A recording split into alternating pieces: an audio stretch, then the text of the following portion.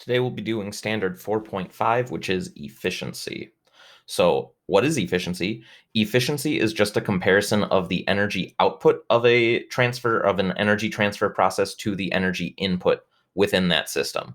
So efficiency gets the symbol. This is the Greek letter eta. It looks like an N.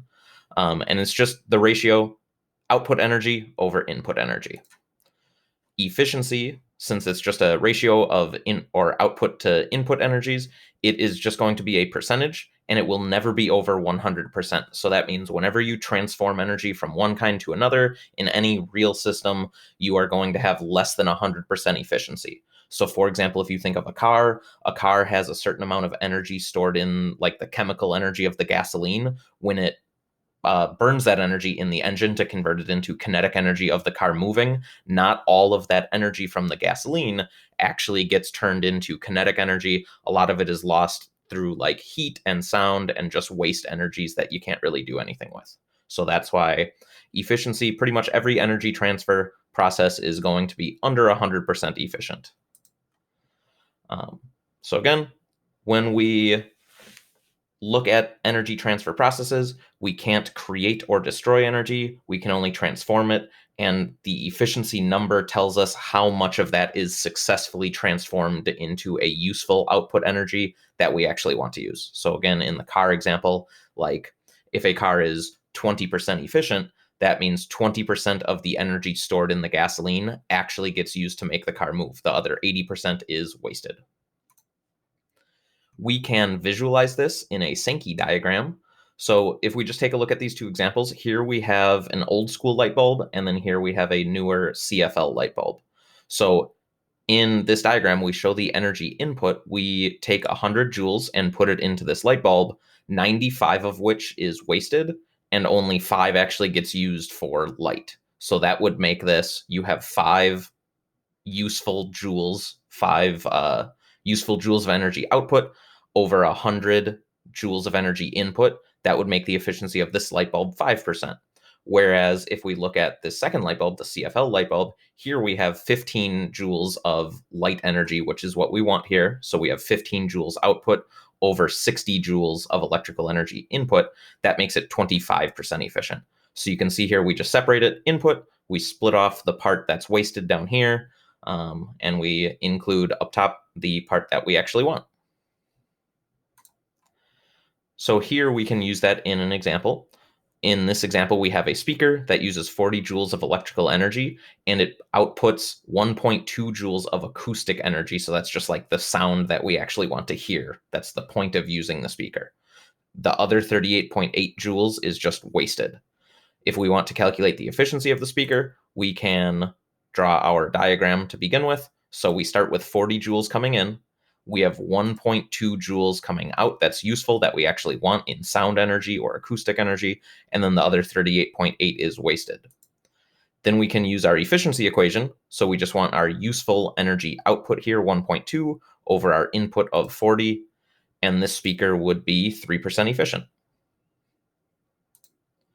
If we look at another example, here we have a 50 kilogram cart. It starts at rest and it has an electric motor, and that motor uses 250 joules to make the cart move 2 meters per second. We are going to calculate the efficiency of this. If we look at an LOL diagram, so the cart is not moving at the beginning, it's moving at the end. The motor does a certain amount of work on it to get a certain amount of kinetic energy. We know the motor itself uses 250 joules, but the amount that actually gets transformed into kinetic energy is going to be less because it's not 100% efficient. So to calculate that efficiency, we need to find out, well, how much kinetic energy does the car actually have, and then divide that by what the motor actually used. So when we do this, we look at our energy equation, nothing plus this work from the motor equals kinetic energy. So that means the work done is just equal to how much kinetic energy it has at the end. Plug our numbers in, and we find out that this cart has 100 joules of kinetic energy at the end. To find the efficiency, remember the motor actually used 250 joules of energy to make this thing happen. So if we go to our diagram again, our input is 250, Our useful energy out is 100. If we wanted to, we could fill in waste as 150, but we don't need to here because we only need to know the useful energy out, which is a 100, which remember we got from the kinetic energy of the cart, over our input of 250, which is what the engine used. And then if we do that, we get 40% efficient. If we look at this example, here we have a crane lifting up some bricks, and we want to know how much energy does it use if its efficiency is 24%. So we will start this like we would have if we didn't know about efficiency. So just how much energy do these bricks gain? And we know they are gaining gravitational energy. So the crane does some work to lift them up. They gain gravitational energy. We can calculate that amount of gravitational energy, just like we have so far this unit. So MGH, plug our numbers in, and we find out those bricks gain 23,520 joules of energy. Here is where we bring efficiency into it. So the crane itself isn't going to use 23,520 joules. It is going to use more because it is not 100% efficient at converting that input energy to gravitational energy in the bricks. So our useful energy out is 23,520 joules. We don't know our input energy that the crane actually needs to do this. But this time we do know our efficiency is 24%. So we go back to our efficiency equation, and now we can use the efficiency of 24%. Remember, when we use it in an equation, we need to convert it to like the math form, so just divide it by 100. So 24% is 0.24, and then our useful energy out is the 23,520 joules. That's how much we need to give to these bricks to have the correct amount of gravitational energy based on the numbers we have in the problem, and then we can just solve this for our input energy. So in that case, we divide 23,520 by our efficiency of 0.24, and we find out the crane uses 98,000 joules.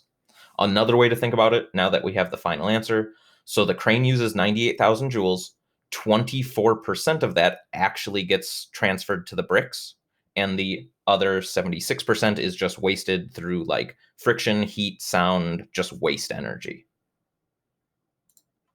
We can also use efficiency with power. So it works the same way, just instead of energy out over energy in, we just do output power over input power.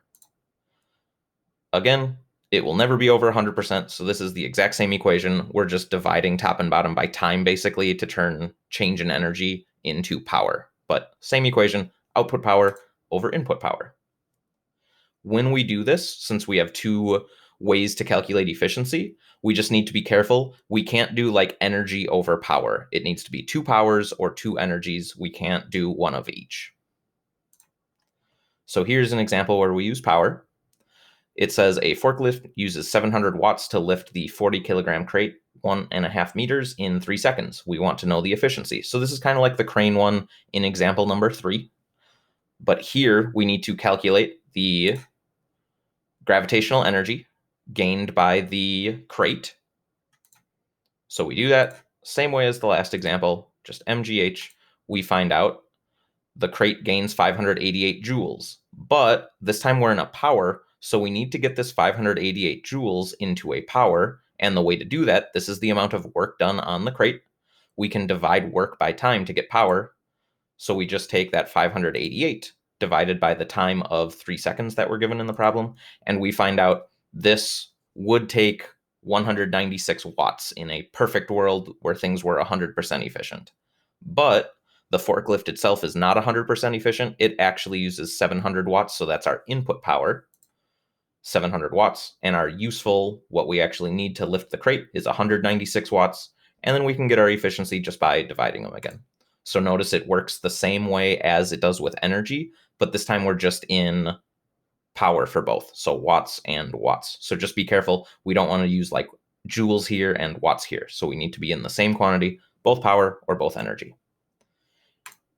In that case, if we do it, our efficiency here is just our output power over our input power again. So we can do that math, and we get an efficiency of 28%.